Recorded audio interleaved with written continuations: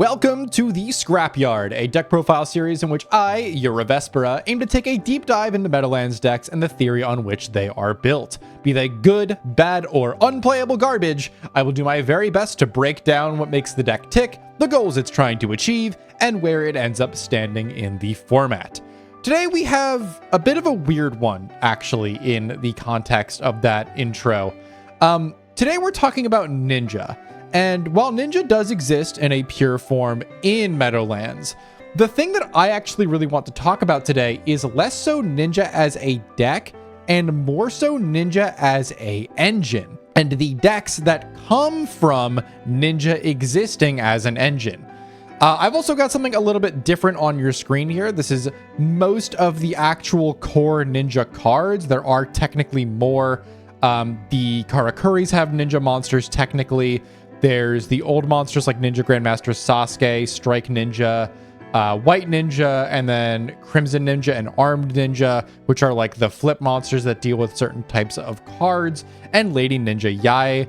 But we're not really talking about the old cards here. We're talking about the newer ones, well, quote unquote newer. The ninjas that work with the transformation traps is the main ones that I want to focus on here. Ninjas in this format are pretty centralized around one specific monster, and I don't actually know where he went. Where is Hanzo? Hanzo is probably the most important card for ninjas as an engine. This is a level 4 warrior monster with 1800 attack, and on normal summon, you can add a ninjutsu art card from your deck to your hand. When this card is flipped or special summoned instead, you can add a ninja monster from your deck to your hand.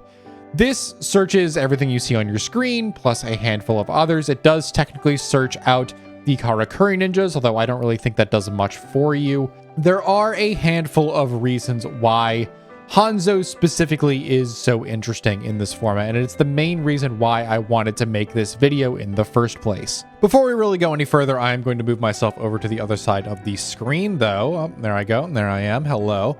Because I want to be able to read off the card texts on the left side of the screen here. So, Ninja, right? I am going to be showing off a handful of decks, but I want to first talk about Ninja as an engine. And the reason why it is even somewhat relevant in this format. So Ninja has relevance in this format for a few reasons, mainly due to the ninjutsu arts of transformation, both super transformation and regular transformation. You could also argue ninjutsu art of duplication is also interesting here. This is like multiple e-tellies for ninja monsters from your deck, which is pretty interesting. I think the main downside to this is that you don't really have a lot of ways to benefit off of your ninjas getting tributed other than like Hanzo, when it comes back via special summon from the graveyard or something like that, can add a ninja monster.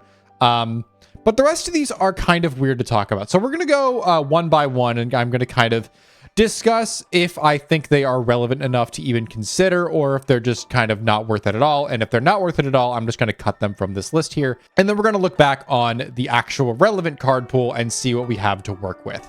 So we're going to start off with White Dragon Ninja. This card cannot be special summoned except with any ninjutsu art card's effect. And its actual effect is that spells and traps you control cannot be destroyed by card effects. This is a level 7 dragon, which means the only way you have to access it is off of the super transformation, which is not terrible. This is still a really solid card, although it has some weird matchups, and we'll talk about the ninjutsu arts. Actually, we'll talk about them right now, because I think they're going to be relevant for the rest of the monster pool. So we're going to start with ninjutsu art of transformation. This card can be activated by tributing a face-up ninja monster, and you can then special summon a beast, winged beast, or insect monster from your hand or deck whose level is less than or equal to the level of the tributed monster had on field, +3. When this card leaves the field, destroy that monster. And then super transformation reads, you can activate this card by targeting a ninja monster you control and a face-up monster your opponent controls. Send them to the graveyard, then special summon a dragon, a dinosaur, or sea serpent monster from your deck whose level is less than or equal to the combined original levels of these set monsters. When this card leaves the field, banish that monster. So these are the two main important pieces of Ninja. These are going to be the main things that you're going to be searching out with Hanzo, and they allow you to bridge into some very interesting cards. Of course, namely, we can also get into the higher level ninjas, the white dragon, the red dragon, the blue dragon, and I think there's one more. Oh, Senior Silver is the other one. No, I'm lying. This guy's a warrior. There's someone else out there that I'm just forgetting about. Maybe it's just not in here, or we just don't have it yet. I think we just don't have it yet. Never mind. But these three are important. So White Dragon Ninja, as already mentioned, prevents your spell traps from being destroyed by card effects. This protects your transformation traps from being able to be removed by MST and then remove the monster that they summon, which is pretty nice. I do like that a lot. And White Dragon being able to be summoned off of super transformation means that its summon is inherently a removal piece. The unfortunate part about super transformation is that it cannot affect Xyz monsters, and both of these cards are traps, so they're a little weird to deploy going second. That said, super transformation is still a really interesting removal tool. Being able to get rid of the Hanzo that searched out the super transformation alongside your opponent's normal summon can actually be pretty relevant, and then replacing that with a card that makes it significantly harder to out by protecting the super transformation that summoned it is pretty nice. We do appreciate that quite a lot. White Dragon is, other than that, just kind of a big guy that's a little weird to out. That's kind of all that it does. Moving on, we have Red Dragon Ninja. This is a winged beast, level 6 fire monster. And when this card is summoned, you can banish a ninja or ninjutsu art card from your graveyard, then target a set card your opponent controls, reveal that set card, then return it to either the top or the bottom of the deck. Your opponent cannot activate the targeted card in response to this card's effect activation, and you can only use this effect of Red Dragon Ninja once per turn. Notably, this guy does not have the same restriction that White Dragon Ninja does, where it can be special summoned through other ways, and it is on summon rather than on special summon. So if you tribute summon this guy, that works too. He almost has Monarch stats, which is pretty interesting, but I'm going to clear off the ninja thing here. You can also, what is it? Fire, I think it's Onslaught of the Fire Kings, right? Yes, Onslaught of the Fire Kings can cheat this guy out, and though will negate its effects, that is still not terrible to just be able to cheat out a 2400 attack winged beast monster.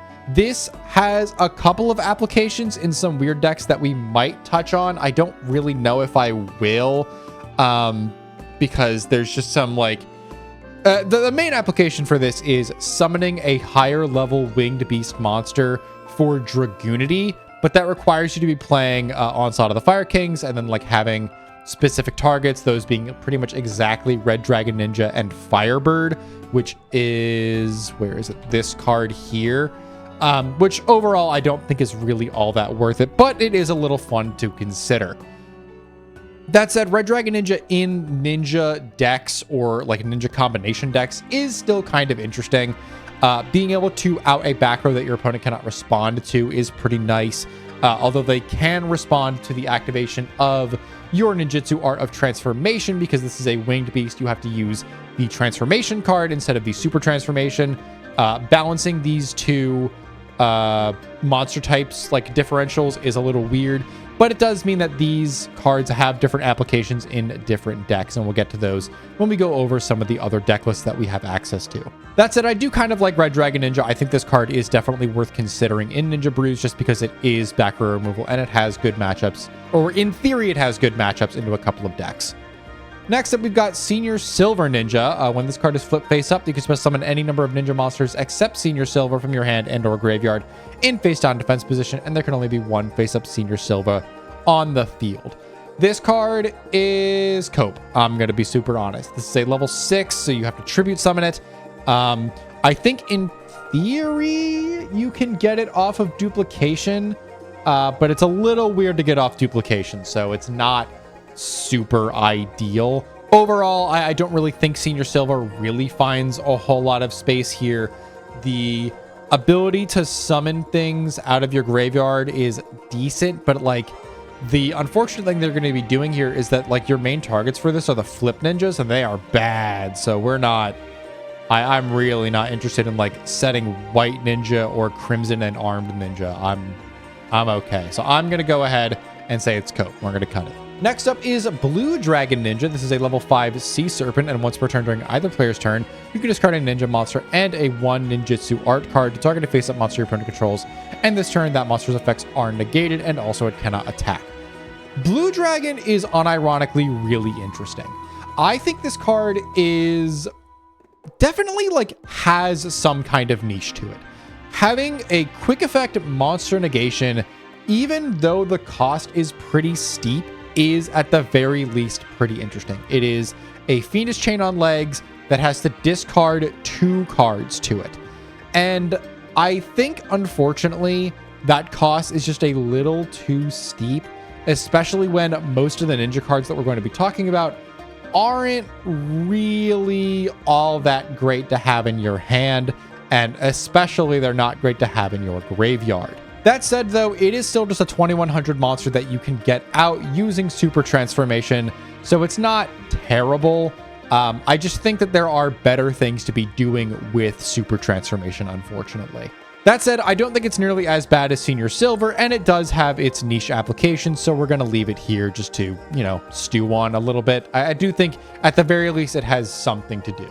Actually, something before I forget, this is a level 5, and we do have a rank 5 ninja monster, which is not, terrible. There are level 5 ninjas that you can do something with, but they're a little weird to field, but they're not impossible to field. Crimson Shadow Armor Ninja we're going to get to in a little bit, but this card is decent, I guess. It's not nearly as good as Blade Armor, I don't think, but it is still something to consider when considering ninjas overall. Next up, we've got Earth Armor Ninja. This is our Cyber Dragon, but it is notably a level 5, and it is another half of that Crimson Shadow Armor Ninja.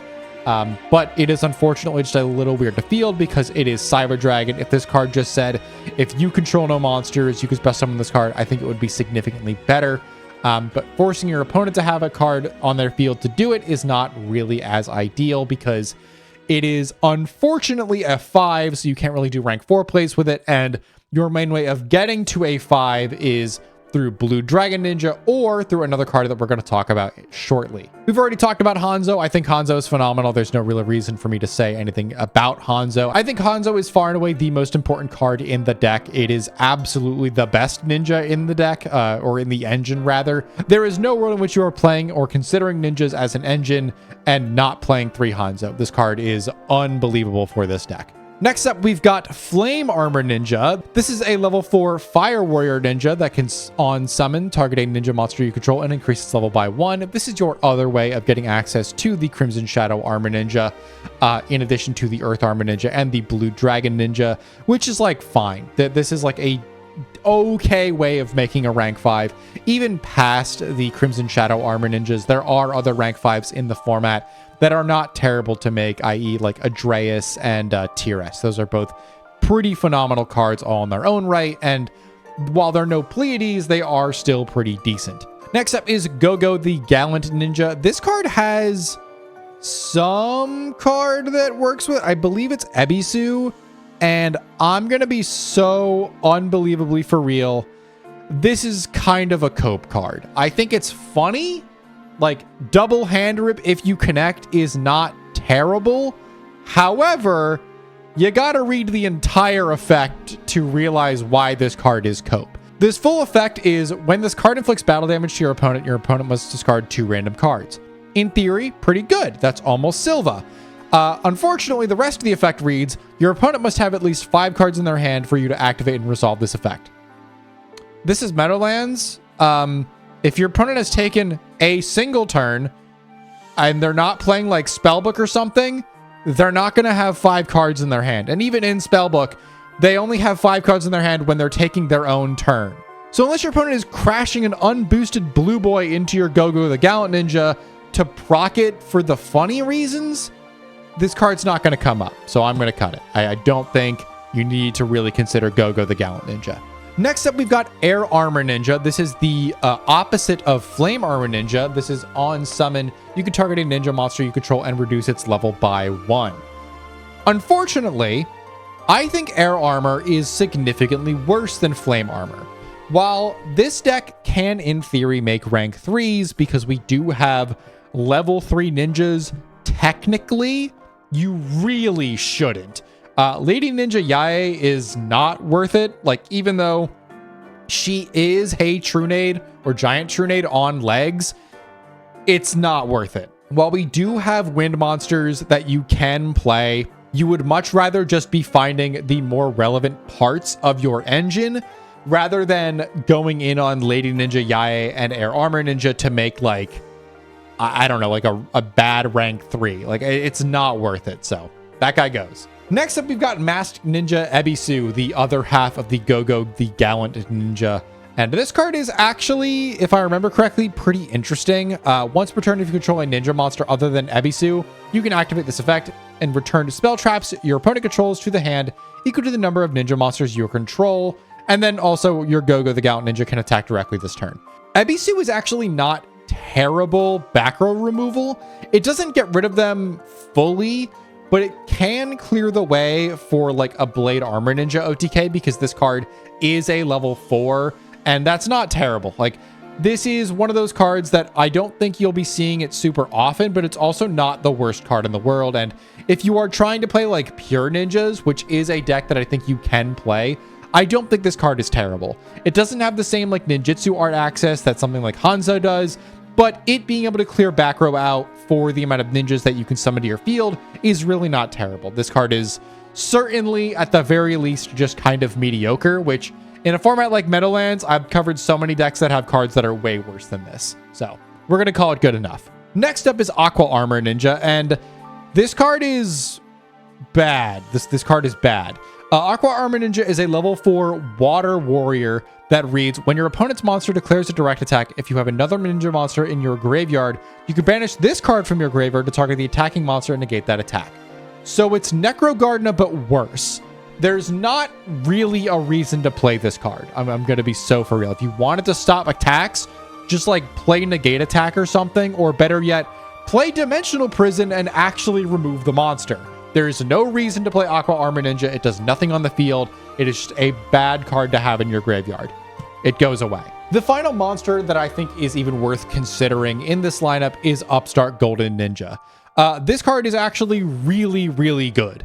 Upstart Golden Ninja is a level 4 light warrior that reads, once per turn, you can send a trap from your hand to the graveyard in order to special summon a level 4 or lower ninja monster from your deck in face-up defense position or face-down defense position. This is a phenomenal way of getting access to Hanzo, and while he won't get your ninjutsu art add, he will add a ninja monster from your deck to your hand. This is really good. It's also one of your main ways of swarming your field. Think of it kind of like Summoner Monk, except for instead of spells, it's your trap cards. There is absolutely a world in which you play trap control ninjas. And while I have a version of this deck that is pure ninjas, I think you could even lean even further into this playstyle, because I think just being able to find Upstart Golden Ninja, discard a random trap that you don't currently need, and get a rank 4 on board to make like Blade Armor Ninja or something to put the pressure on is absolutely something worth considering. I think that's really cool. Upstart is just like a really solid level 4. I think this card is really good. That's kind of it. I like this card a lot. On to the singular ninja spell. Technically, there is also Fuma Shuriken, but we're not playing Fuma Shuriken. Don't worry about Fuma Shuriken. It's not good. Armor Ninjutsu Art of Alchemy is kind of a way to get rid of your spent ninjutsu arts and like replace them with draw. This is, in theory, something. I haven't really messed around with it a whole lot, but I don't think it's like a bad card necessarily. It's just kind of really specific. This is a normal spell that reads, if you control a ninjutsu art card, destroy as many other ninjutsu arts cards as possible, and then draw 2 cards. This would, I think, be better if you could just like target like a spent ninjutsu art and then get rid of that, because currently how this card reads, if you have like a transformation trap active or a duplication active and you go alchemy, you're just like board wiping yourself for no reason. The draw 2 is in theory nice, but I think the application of this card is so niche that it's more often than not going to be worth it, which is a little unfortunate, because this deck would unironically appreciate kind of like a magic planter that is searchable. Unfortunately, it being as niche as it is, I think probably puts it along the lines of not worth using, but I'm going to be super for real. I'm going to leave this here. I think there might be applications of this card that I'm just not considering, and we do tend to run into scenarios where we do just have like spent ninjutsu arts active, so I'm not going to go ahead and say it's nearly as bad as something like Crimson Ninja or Gogo the Gallant Ninja. It is definitely something that you could consider. I wouldn't blame you if I saw this in a deck list as like a one of. I think it could be fine, but for me, I have not really messed around with it a whole lot. Now we're on to the really cool stuff, the trap cards. I think some of these are cope, and I think some of these are interesting, and I think some of these are just flat out good. We're going to start off with an Armor Ninjutsu art of Rust Mist. Notably, the Armor Ninjutsu arts and the Ninjutsu arts, I think, are like from different eras of the ninja support. I think that the Armor Ninjutsu arts are from like the Earth Armor and the Flame Armor ninja supports, and then the other ninjutsu arts are from like the Hanzo wave, which that's cool. I think it's cool to see like the evolution of these cards, even if it doesn't really mean a whole lot because they also work with each other. I think it's just neat to like see.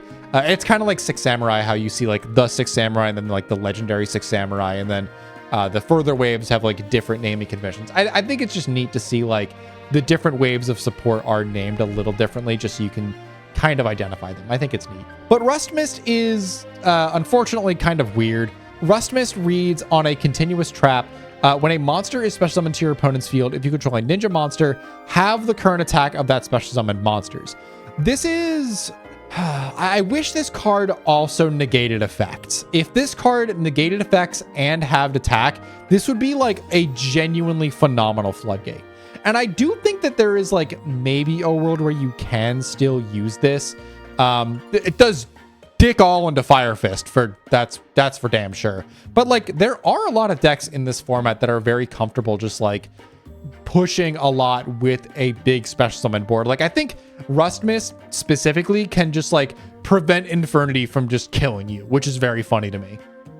Granted, that is just kind of assuming that the Infernity player didn't go first and stop you from doing anything, but you know, I don't want to say this card is cope, although I think it is probably cope. The fact that it only like halves it and doesn't really do anything else is just kind of not enough to make it worth like your Hanzo search. And that's kind of how I have to evaluate these cards is, are these cards worth your Hanzo search at any point in the game? And I'm going to be honest, I really don't think Rust Mist is. I'm going to still leave it here because it is in theory like a somewhat interesting quote unquote floodgate, but I'm going to move it down here because I don't think it's as worth it. Next up is Ninjutsu Art of Shadow Sealing. This card allows you to tribute a ninja monster to targeted monster your opponent controls and banish that target. While that card is banished, its monster card zone cannot be used, and when this face-up card leaves the field, you return the banished card by this effect to the same monster card zone in the same battle position. This is, in theory, spot removal, although it does tribute a ninja monster to do so.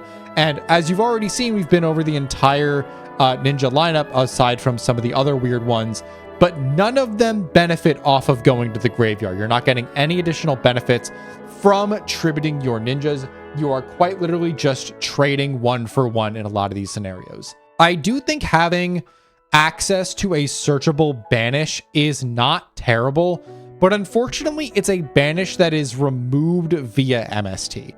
And while this can do some funny things, like it can remove the Xyz materials off of some monsters, I don't think that's quite enough. Like Hieratic has a tribute to banish as well, and while it's not searchable, it is just kind of like not worth it. Even like Hieratic also has a tribute to Omni Negate, and we're barely even playing that card because the Hieratics will benefit you in addition to being tributed for the Omni Negate. Like I think it is really hard to say Shadow Sealing is worth it when we only have like one realistic search of it. I do think that like in a world where we find a way to field more ninja monsters, I think you could make an argument for it, but like I think there are unfortunately just kind of better cards. That said, I do think it is better than Rust Mist, so I'm going to move it like here. And we're just going to kind of order these cards and like how useful I think they are, I guess. So we're going to do like this. Next up is Ninjutsu Art of Duplication. This is a very interesting card. I think this is actually a card that is seeing play in modern ninjas just because of what it allows you to do. You can activate this card as a continuous trap by attributing a ninja monster and then special summon any number of ninja monsters from your deck in a face-up attack position and or face-down defense position with combined levels less than or equal to the level of the attributed monster. When this card leaves the field, destroy those monsters. This card is really intriguing. While it doesn't do anything really off of just a Hanzo, if you are combining this card alongside like a white dragon ninja or a red dragon ninja, you can in theory summon out 2 guys. Granted, it's never going to be like double Hanzo because we don't have a level 8 target, which I would kill for. If we had a level 8 target, this card would be phenomenal and I would absolutely say it's worth it. But because we don't have a level 8, I think the argument for it is significantly more difficult. But it is still a really interesting card, and I would absolutely not be surprised if someone found a way to do something really cool with this card. It, at the very least, can get you access to, like, Lady Ninja Yae and a Hanzo, which is not terrible. You could also just use it to summon out, like, a bunch of ninja names, like Armed Ninja and Crimson, and while they don't really do a whole lot on their own, they are still just, like, extra ninja names for the ninjutsu art, so it's not awful, but just don't expect to get a whole lot of mileage out of their flip effects. Next up, we've got Ninjutsu Art of Freezing. Armor Ninjutsu Art of Freezing. This is a continuous trap that reads, when an opponent's monster declares an attack, if you control a ninja monster, you can flip this card face up, negate that attack, and end the battle phase. While this card is face up on the field and you control a ninja monster, monsters your opponent controls cannot change their battle positions. Folks, this card is ass. It's just piss. We're not playing Ninjutsu Art of Freezing. I'm going to be so for real. There are so many cards that you could play in this spot. If you wanted to negate an attack and end the battle phase, just like play fucking, like, I don't know, play negate attack, dog. Like, come on. You don't need to play Armor Ninjutsu Art of Freezing. You really don't.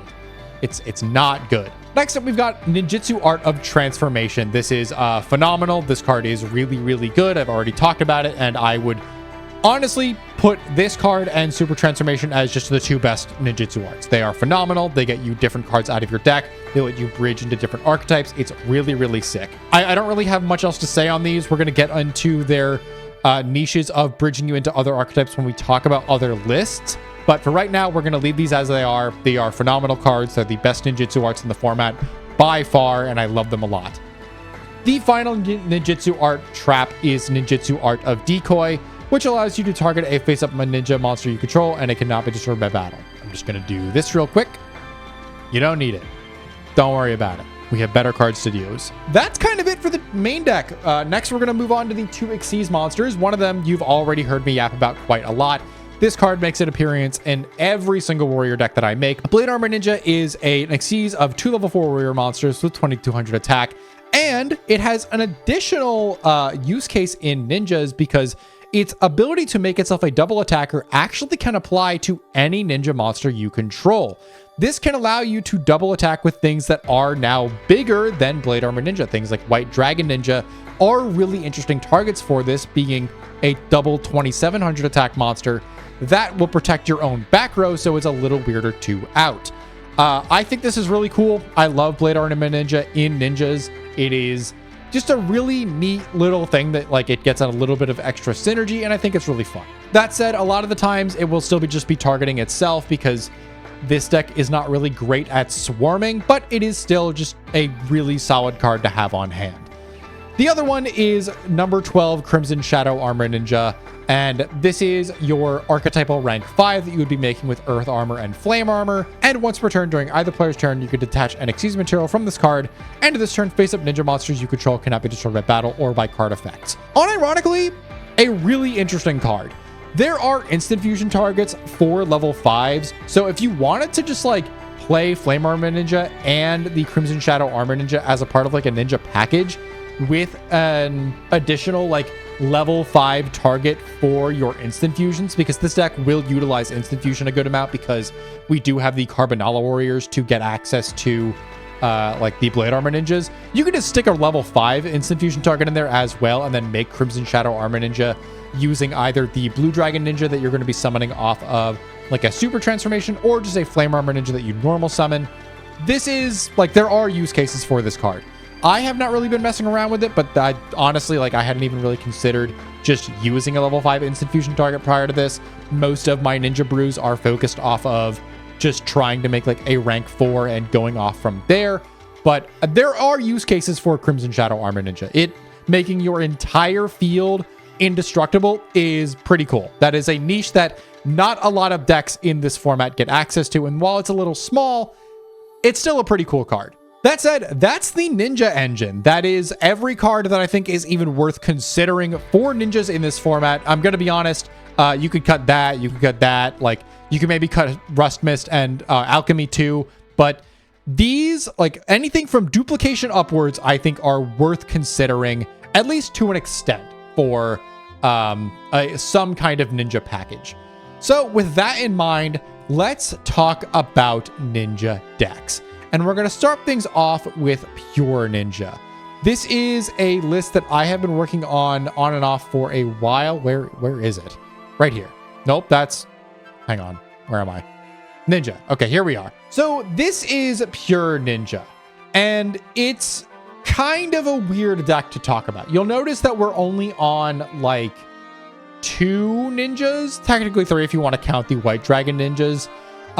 This is a deck that is very, very trap heavy. And a lot of that is to do with the fact that we are on 3 copies of Upstart Golden Ninja and 3 copies of Ninja Grandmaster Hanzo. Hanzo needing ninjutsu art cards to search out on normal summon, and Upstart Golden Ninja needing trap cards to find the Hanzos. This is a deck that makes use out of both the transformation traps to go into some really impressive boss monsters.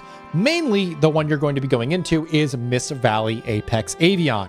And if you remember from a very old Meadowlands deck profile that I did at this point, the Divine Genex deck, you know that we were on this package of Grandmaster Hanzo and Apex Avian to turn on Divine Wind of Mist Valley through our normal summon. And while it was a little slow, it is still a pretty funny synergy. Here, this is mostly just a way of putting down a really impressive boss monster with a really impactful negate for relatively low cost. And because we're finding Ninjutsu Art of Transformation just as a 3 of, you can just find it in your opener and then just like use your Upstart Golden Ninja as the tribute for it instead, and then keep your Hanzo on board for like either a second Ninjutsu Art of Transformation or the super transformation that you could search out. There are some other targets that we're on for these transformation traps in the side deck.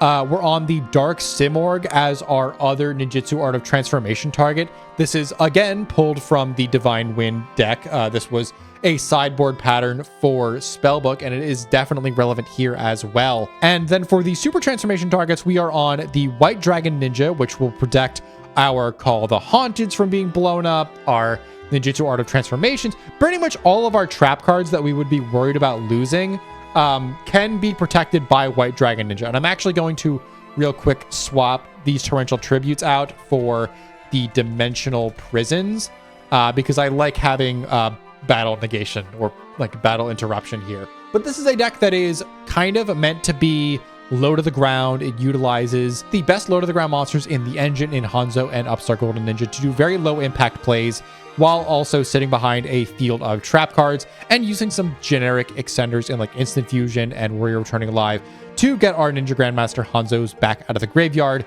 to continue our engine plays from there. This is definitely a big Warrior Toolbox deck.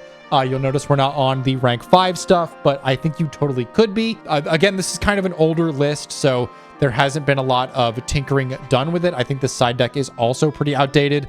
I would probably swap this DD Crows out for a Mind Crush, just to have another trap card that we can make use out of with the Upstart Golden Ninja if need be. And it also just has a lot better matchups into some of the top decks like Spellbook and Mermail. You could also swap out like these Night Beams for debunks as well. But we're also on Breakthrough Skill here because they do combo really nicely with Upstart Golden Ninja. And this is one of my favorite interactions in the deck. This is one of the ways to not just go immediately minus for your Upstart Golden Ninja is by pitching this breakthrough skill, because it does give you some form of interaction as opposed to just losing another trap card that could otherwise do something on the field, instead of just trading it out for a Hanzo that is just going to search out like another copy of Upstart Golden Ninja. This is also one of those cases where you could probably play Ebisu as just another target to get off the Hanzo search, or even just to summon off of the Upstart Golden Ninja, which I think is totally valid. I think it might have used to be in here and then we cut it for something, but I think Ebisu could totally find its way in here as just a way to help us push for game. Additionally, I would probably up the copies of Blade Armor Ninja. Again, this is a very old list. I do think Diamond Direwolf does actually have some really interesting use cases in a couple of ninja lists, but not really this one. So I might do something like this and then swap out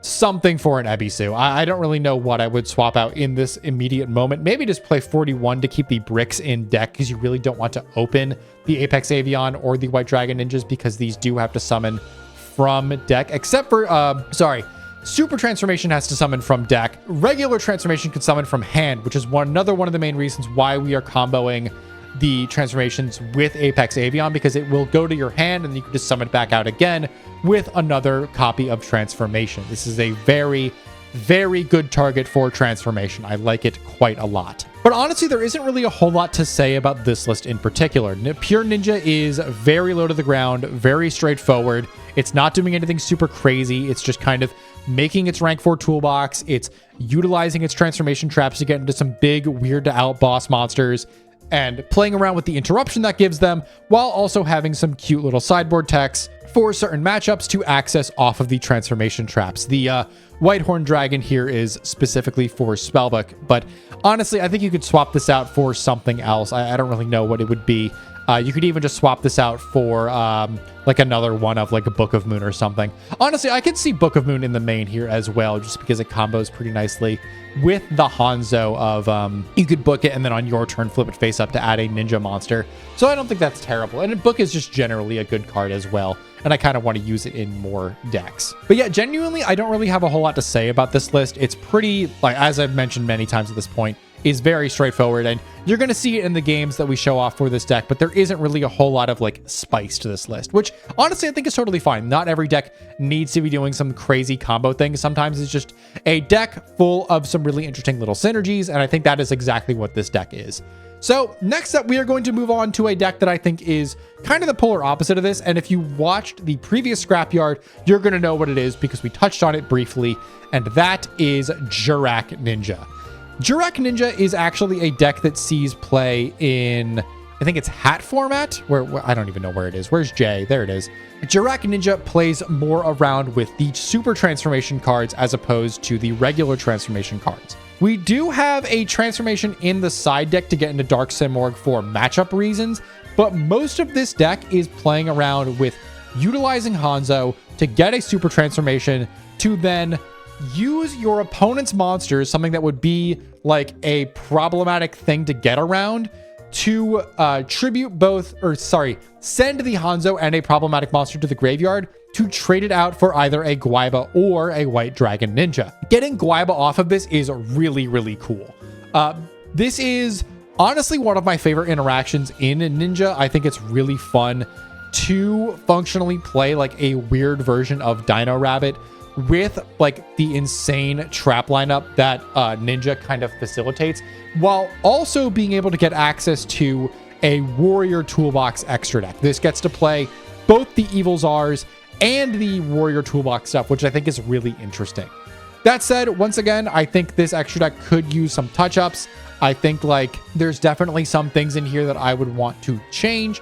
But overall, this is much like Pure Ninja, a pretty straightforward list. It's not doing anything crazy. It's just kind of swapping out some of the other Pure Ninja tools, like going into the Art of Transformations for Apex Avian for Guaiba that will ideally be able to run over something like a smaller monster to then get into your Evil Czars. I think you could definitely touch this list up a little bit to make it a little bit easier to get into things like that. You could maybe even play a Velo as well, so that you have two targets for your Guaiba, so you can't just go like Guaiba summon Guaiba and then you're out of targets. I think that is totally valid as well. There's definitely some improvements to be made here. Definitely would probably want some other attack modulations in this deck because currently it is only on the Forbidden Lance, but this is an older list. I think there's definitely something to be done here, but I do like the innate synergies that the Super Transformation grants us, and I think that is one of the main reasons why this list in particular is so interesting to me. These two, Pure Ninja and Jurrac Ninja, are kind of the two main decks that I think are like relevant in Meadowlands. I think there are some others, but they get a lot more casual as we go. I am going to touch on the Divine Wind list again, just because I think this is like the complete polar opposite of the Pure Ninja list and the Jurrac Ninja list, where these lists are very content playing low to the ground, sticking 1 or 2 guys a turn, and just kind of like slowly advantaging your opponent out of the game by winning these small trades or trading 1 for 1 and then slowly like whittling your opponent down with all of your trap cards. The Divine Wind list is very much not that, but it is definitely still a ninja list. This is a list using Ninja Grandmaster Hanzo to get ourselves a Ninjutsu Art of Transformation so we can get into an Apex Avion, which, who would have thought, the Mist Valley card combos with the Mist Valley field spell. And this is all in service of summoning out 10 gajillion Blast Fans, cycling through a million copies of Ancient Fairy Dragon to set up a Secret Village of the Spellcasters that is backed up by like a Big Eye or like a Stardust Dragon that is just kind of weird to get over. This is a floodgate combo deck. This is a criminal deck. It is a deck for criminals. It does get to do some neat things. Notably, you can, and I have not brought this up, but you can use Ninjutsu Art of Transformation to turn a Hanzo into a barrier statue of the Stormwinds. You can do that. I don't think it's worth it in this format because there are so many monsters that it can just run over it. Like, not every deck in this format needs to special summon to do anything. It's maybe funny into Mermail, but even Mermail can just go like, I don't know, normal summon Abyss Pike, discard a heavy infantry, pop your guy, and then go from there. Like, Stormwinds is definitely cope here. It's not good, but, you know, you could do it if you wanted to. I'm not going to touch on this too much because I have an entire other deck profile for this list. If you wanted to see it in action, that's up to you if you wanted. It's an older deck profile for sure, but I mean, like, it's a funny deck. You can mess with it if you want to. I'm not going to stop you. But we're not going to talk about it too much here. Instead, we're going to move on to some other cope stuff. One of the ones that I want to talk about is actually Inzektor. So Inzektor is kind of my personal cry for help. I have been trying to build Inzektor in this format since we started labbing it because for any of you that don't know this about me, I love Kamen Rider. Kamen Rider is my shit. I love it so much. I love the bug-themed costume superheroes. They're like one of my favorite things of all time. My wedding outfit was Kamen Rider Kuga. Like, I love Sentai and Tokusatsu and Kamen Rider. It is some of my favorite shit of all time. And it kills me that it is just terrible in this format. The one Dragonfly and the one Hornet is brutal. It is so difficult to make this deck work. So, what I have tried to do in the most recent variation of Inzektor is using Hanzo to get us access to a Ninjutsu Art of Transformation, which can tag into insect monsters. So you can go Hanzo into Transformation into Dragonfly, which is horrendously cope. It is so cope. Don't do this. But it maybe does something. So here we are. I'm going to be the first to say that I don't think this deck is real. This is definitely just a cry for help. This is one of those things where I'm just trying, like, the side deck isn't even done. I'm going to be so for real. This is not a complete fleshed out list, but it is a concept to show off how versatile Hanzo and the transformation traps are. These cards can do a lot, which is why I wanted to formulate this video like this to show off all of the different ways that you can utilize the Ninja engine. Even if it is just Hanzo and a single transformation trap, these cards can still do something pretty relevant. That said, we're not going to stick around on this list too much. I am planning to do an Inzektor video sometime later on, and we're going to go through all of the different ways that I have tried to build Inzektor there. So if you want to see me crash out of Inzektor and ask for help on that, you can see that a little bit later on. Next up is maybe one of the funniest Jurrac or Ninja decks that we have access to, where I think it's Ninja Umi. I think it was, yeah, Ninja Umi. This is also cope, but this list is really funny. This list is the culmination of myself and a friend asking ourselves, how many dumb decks can we make with ninjas? And turns out Super Transformation could summon sea serpents. So we're like, oh, what about Levia Dragon Daedalus? That's kind of funny. We could use like Legendary Ocean. And then we're like, wait a minute, hang on. We can also use Legendary Ocean, and it's not currently in this list, but I think it's in, yeah, it's in the other one. You can use Legendary Ocean to summon Blue Dragon Ninja. That's comedy. That's pretty funny. I don't think it unfortunately makes the cut here. It maybe does, but this is like Umi Ninja.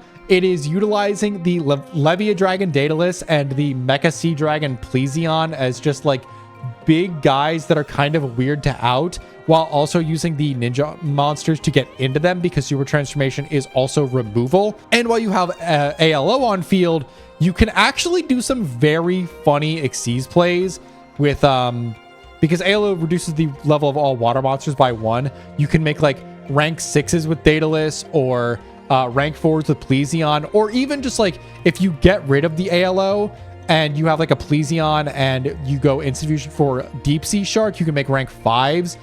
This extra deck is definitely in dire need of a touch-up to better facilitate this stuff, but there are a lot of funny things you could do with this. Kuderis is removal. Levia Dragon Daedalus is, of course, big removal by getting rid of Umi, which ALO treats itself as. So there is definitely some funny things you could do here. I think you should probably cut the Veilers here for more back row. I think a lot of ninja decks should be trying to focus more so on their ability to just play low to the ground and do things with that. So like Dim Prisons, maybe even the Torrentials.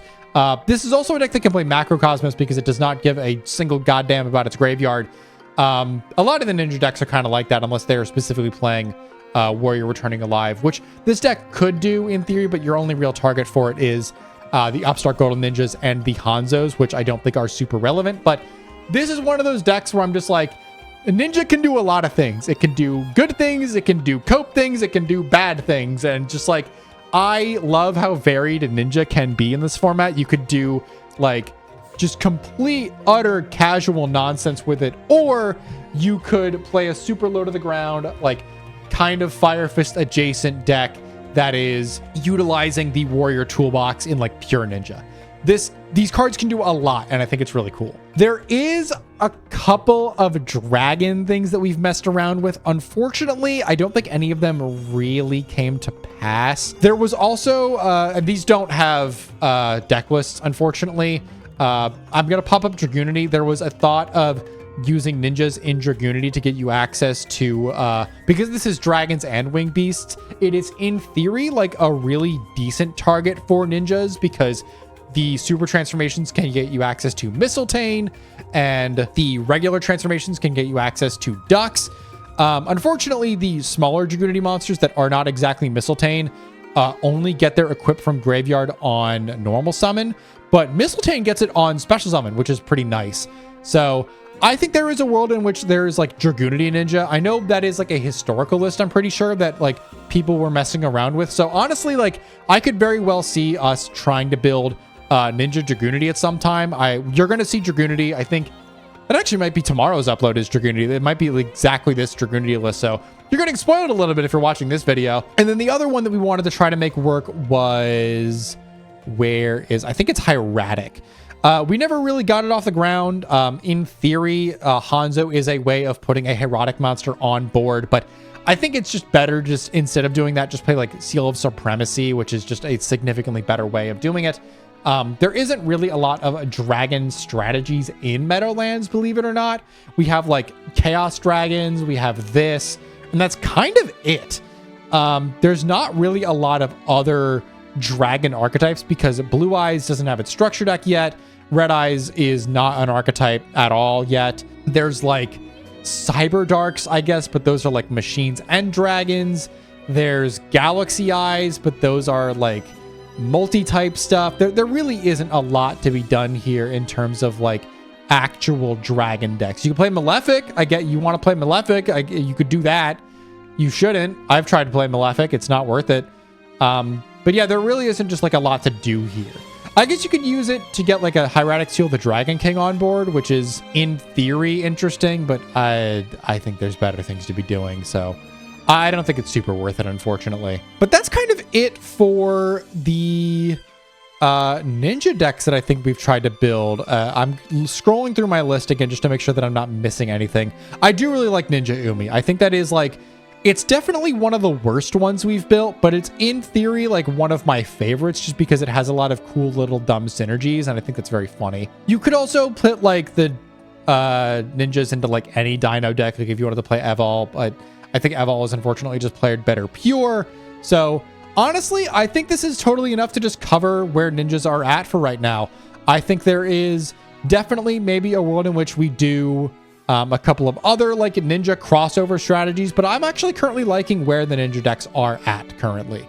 So with all that said, we're going to hop into some games and we're going to show these decks off because I like ninjas and I think they're very fun to show off. So we're going to hop into some games. I might touch up a couple of these lists before we hop into some games like the Umi deck and the Jurrac ninja deck. And if I do so, you'll see those decks I'll cover again at the end of the video. But for right now, we're going to hop into some games and see how these decks hold up. All right, we've got 3 matches lined up for 3 different ninja flavored decks. And some of these are going to go better than others. We've got the pure ninjas, we've got the Jurrac ninjas, and we've got the Umi ninjas because I really like, I could do Divine Wind Genex. I could do the Cope Inzektor build. Not going to. I think these 3 are pretty fine at just showcasing what Ninja is doing in this format and the kind of different ways that you can branch out. There are, of course, different Ninja variants. We already talked about them. And if you want to go mess around with them yourself, feel free to do so. But we're just going to showcase these 3 because I think they are the 3 major flavors, like 3 different containers. Has Pure Ninja, which is low to the ground, Jurrac Ninja, which is low to the ground with a different flavor, and Umi Ninja, which is goofy. It's goofy, and we like goofy decks. So we're gonna start this off into Machina Gadget. Yes, it's always Machina Gadget. It's always Machina Gadget. We're playing against the Gatekeeper. It is what it is. All right. We're gonna be cool about it. Our hand's looking pretty good, and theirs is really not. They've got Gearframe, Veiler, double MST, and Offering into our Hanzo, Upstart Golden Ninja, Rhoda, Ninjutsu Art of Transformation, and a Solemn Warning. We're going to start this off and see where things go. We're going to draw for turn into a White Dragon Ninja. That's not ideal. We're going to go Hanzo. Hanzo's going to get Veilered. We're going to set 2 cards and pass to our opponent. They're going to draw for turn into a Reborn and snipe out both of our back row. Down comes this Machina Gearframe, getting from deck to hand a copy of Fortress, and then they're going to set the Offering. Back to us because they don't want to just crash the Gearframe in. We're going to go Rhoda into another Hanzo. Hanzo is going to summon, get ourselves a copy of Ninjutsu Art of Transformation before we go into a Blade Armor Ninja. Blade Armor Ninja is going to walk over this Gearframe for 400 and then 22 direct. We're going to set this Ninjutsu Art of Transformation, which I mistakenly forget that you cannot tribute the Xyz monsters, even though they are ninjas, because you have to tribute a thing that has a level. They're going to go the Fortress effect to discard both itself and the Wisel to summon it, and then walk over our Blade Armor Ninja to clear our board. We are going to go this Dark Hole to get that Machina Fortress off the board before then going the Upstart Golden Ninja into the Ninjutsu Art of Transformation to make an Apex Avion.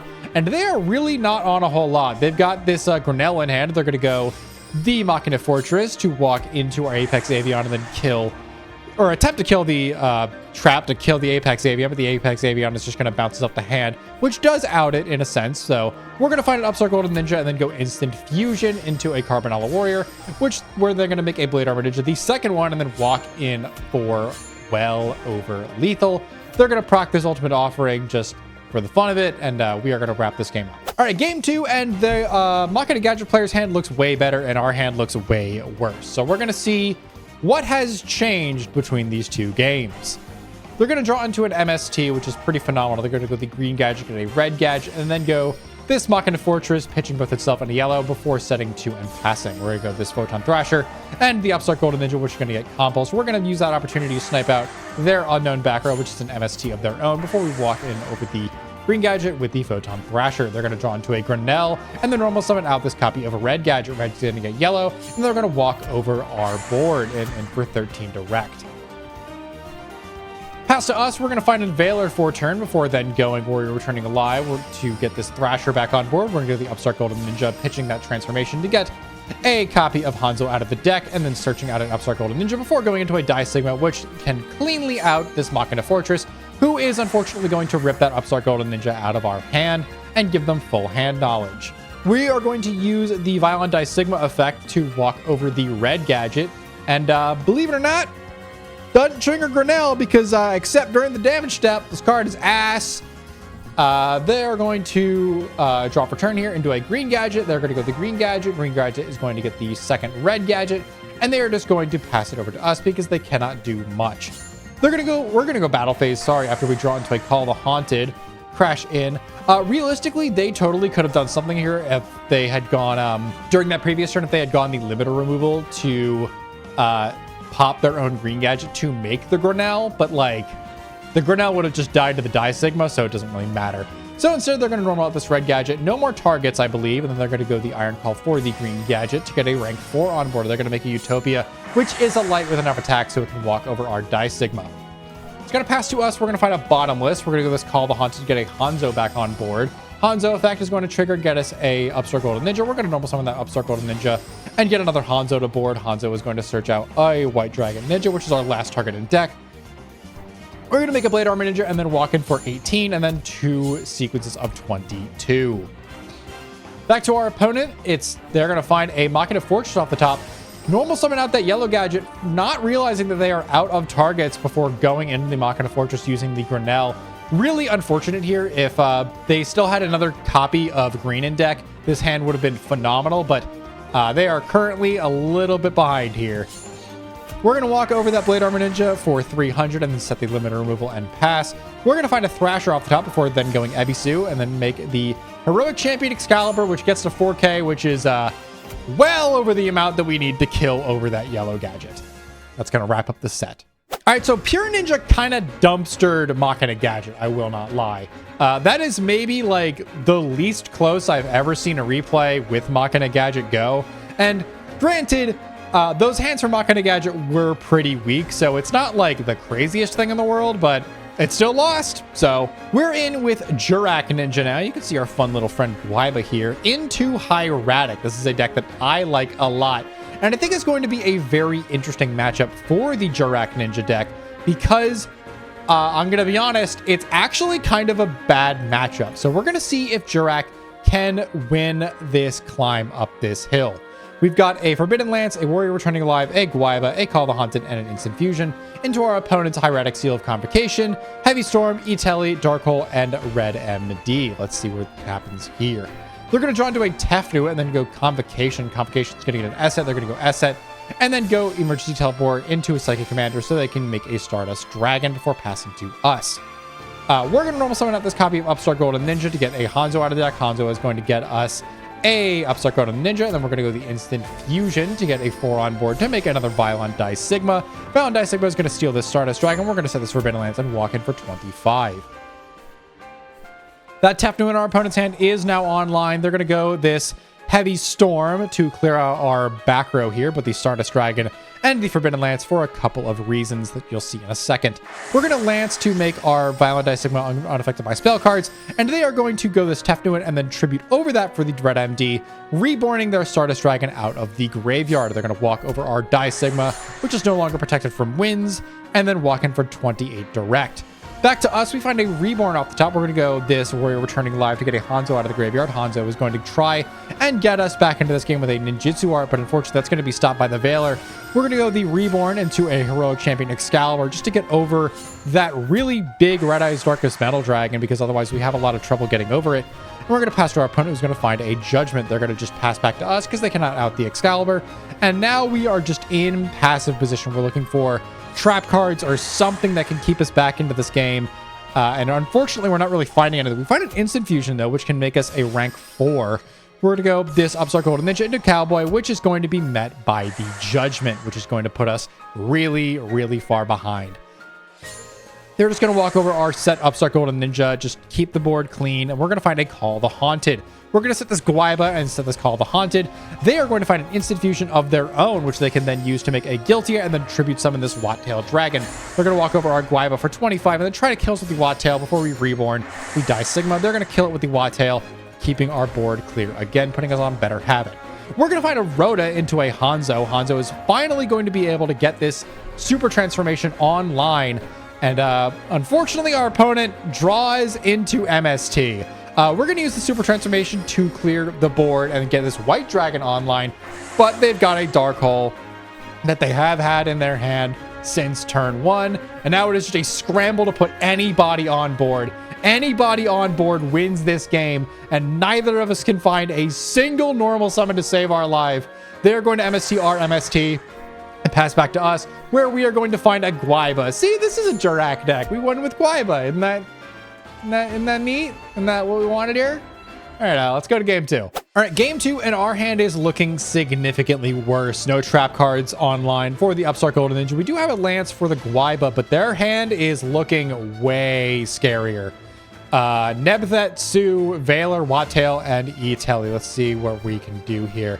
They're going to find an S-set off the top, which is literally the best draw on the deck. They're going to go trigger the S-set after tributing for the Sue to make a Hieratic Dragon King of Atum. Atum is going to get the Red Eyes Darkness Metal Dragon to summon out this copy of S-set, which then going to summon the Nebthet over to summon out this Wattail Dragon from Graveyard before going the E-Telly to make a Stardust Dragon. That is 4 very scary monsters. Unfortunately for us, this would actually be a really clean way to out this board with this Guaiba. But they've got a Valor in hand, so this Guaiba might as well not exist. We're still going to normal summon it and then walk directly into that Valor before then setting 2 and going combat. We're going to eat that Red Eyes Darkness Metal Dragon, but no extension for us. They're going to find a Hieratic Seal of Reflection, which they are going to forget to set. I'm just going to be fully honest here. They're going to go Tomali M7 to get this Red Eyes Darkness Metal out of the graveyard before then summoning it over the Atum and then reborning a Sue, which is going to walk in for an insane amount of damage, which we only survive because of this Forbidden Lance. We now have a dead instant fusion in our hand, but we do find a Rhoda. Rhoda can get us into a Grandmaster Hanzo. Hanzo is going to get us access to our super transformation. And we are still staring down at 4 dragons. That's very scary. We probably should have just ripped this super transformation in draw, but it would not have mattered. They drew an MST for turn. Now they're just going to kind of style on us until we die, which is really unfortunate, but is what it is. They went first. They had kind of a crazy hand, so let's go to game 3 and see what we can do here. All right, game 3, and wow, this is the worst hand we've opened. No monsters in sight at all.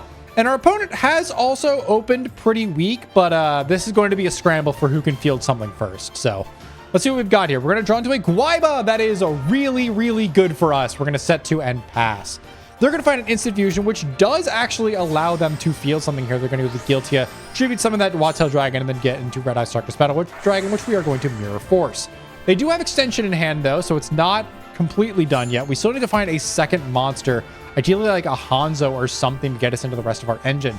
They're going to find a Night Beam, which is going to eat this Call of the Haunted, and then they're going to the Monster Reborn to get this Red Eyes Darkness Metal Dragon to field. We have no battle traps anymore, so they're going to walk over and be done with it. We're going to find a Reborn. Reborn's going to get us our Guaiba back. But we're going to go to an instant fusion here to try and get something going. We're going to make a Gaga Cowboy, use a material, and be eaten by Valor. We've just...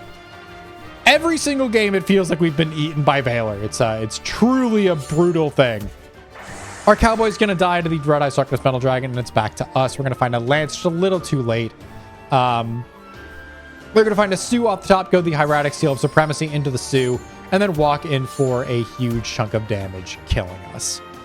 Really unfortunate set there. All right, final match of the day, and we've got Ninja Umi with no normal summons. Ooh. Technically, we do have a normal summon. We have the Plesion plus ALO, but we are playing into Madolche. This is a very weird matchup. We have to do the kind of field spell dance. So we're going to see who can come out on top of the field spell war. Either the Madolche Chateau or our good friend, a Legendary Ocean. They're going to start things off finding a ticket off the top and go to the chateau. They're going to just set the field and pass. We're going to find a Rhoda off the top, which is literally perfect, but they are going to check our ALO with the MST before it has the opportunity to pop the chateau. We're going to go Hanzo. Hanzo is going to get us a copy of, I believe it was Super Transformation here. We're going to walk in for 18, and then they're going to rip this MST in draw before going to the normal summon of this Magellan. They're going to get a Messengelato, which is going to be decent paired with their Mewful. Can get them a Spell Trap Search. They do have Palooza online. We're going to find Terraforming, though, which is perfect. We're going to go Terraforming for ALO. ALO is finally going to get rid of that Chateau, and we're going to normal summon down this Plesion. They're going to go the Madolche Palooza, trigger the Messengelato, but Super Transformation will remove that Madolche Beast, which will prevent the Messengelato from resolving. So we're going to walk in for the 25 over the Messengelato, and then 28 into the direct damage. And they're going to not really have much to do here. They have a Magellan, which can get them a Mewfil, but we have so much damage on board that I don't think it's going to matter. We have an MST for that ticket just in case, but we're just going to walk in direct and kill them, honestly. They are well out of this game. All right, game 2, and both of our hands are looking significantly weaker. We've got some trap cards on both sides with an MST. They've got a Dark Hole, we've got an Instant Fusion, and I think Messengelato is a better monster than Codaris, so we're going to see what happens here. They're going to find a Chateau off the top, which is going to be enough to make this Messengelato a pretty decent attacker. We're going to blind this MST into their MST, kind of unfortunate, and go Codaris in for 14 direct because not really worth a Judgment or a Compulse here. They're going to find a Mewfil. Mewfil is going to go into the Messengelato. Messengelato summoning out in defense position accidentally. We are going to attempt to bottomless it, which is going to be eaten by the Judgment. They really want this ticket search. They're going to go the ticket and the Chateau, boosting their numbers up, and then go Compulse to walk in for 1,000 direct with the Mewfil. Should have been 21 more, but that misclick is really hurting them here. We're going to rip this Lightning Vortex, getting rid of this Instant Fusion, triggering both the Mewfil and the Messengelato. They're going to go ticket to get themselves a Magellan, and then we're going to normal out this Codaris. Codaris is going to get in for 14. Just inching them ever closer to death, we're going to set a Judgment of our own. They're going to rip this Dark Hole. We don't really care about this Codaris much, but we are going to negate this Mewfil, and even though they get it back to hand and the ticket's going to proc, all the Madolche searches in the world aren't going to matter if they cannot stick a normal summon. We find Hanzo off the top, which is legitimately the greatest thing we could have asked for. We're going to get the Super Transformation. Swinging for just under lethal. We're so close. They're going to find another Chateau off the top, go for this Mewfil, and we're going to do the exact same thing we did to them last game, getting this Mewfil off the board so this Messengelato can't do anything. They're going to summon out a Crufsant instead, which is going to be eaten by our Bottomless, and we've got a White Dragon Ninja and no opposition, so we're just going to walk in for lethal. So what do I think about Ninja? I think Ninja is in a really interesting spot as an engine. I don't think it's meta, though. Even though it had some really good showings against the arguable rogue Gatekeeper, I don't think it can really go much further than that. I'm not going to say that definitively. I think these cards are interesting, but they are really weak to spot negation. As you saw, like, Valor stops a lot of your turns just kind of in their tracks, and that's really, really brutal. I do think more so than any other thing that we're going to be showing, except for maybe the next episode on Scrapyard, what these decks bring to the table, or rather what this engine brings to the table, is variety. If you're getting into Meadowlands just to like play casual games with friends and just kind of enjoy like the lower tables of Meadowlands, I think Ninja is like maybe one of the coolest places to start, just because it synergizes with so many different available archetypes. And I think that's really, really cool. I'm not going to say it's going to take down any top tables. I don't think it's going to really compete with Mermail all that consistently or anything like that, but it does at the very least have some very interesting pieces to it, and it is a really solid engine. I legitimately would not be surprised if someone was just like gonna start popping off with ninjas because they find like the tech that glues it all together, because these cards are good. Like Super Transformation is really interesting removal. Regular Transformation can get you into some really solid boss monsters, and some of the surrounding ninja cards are also not terrible. But really the star of the show is Hanzo. This entire video exists because Hanzo exists, and Hanzo is phenomenal. Just a really, really unbelievable card. That said, I don't really have much else to say on ninjas. I think I might still like come back to these decks at some point because Ninja is just a really interesting engine to talk about. And I would like to find something to do with duplication because I think that card is very cool, but currently I just haven't tested a lot with it. So overall, this engine's really cool. It lets you do a lot of really interesting things, but I really don't think it's going to cross the threshold into meta. Certainly not. Maybe it'll cap out at like high rogue at most. But with all that said, I hope you all enjoyed today's video. I really do love talking about these cards. I think Ninja is such an interesting little engine, even though it isn't a whole lot of cards like some of the other scrapyards we're going to be talking about. I do think the small card pool has a lot of interesting deck building implications, which is why I wanted to talk about it. So we're going to wrap up today's video, and I will see you tomorrow when we are back to our regular deck profiles. That's going to be it for me, though, so I'll catch you next time. Bye-bye!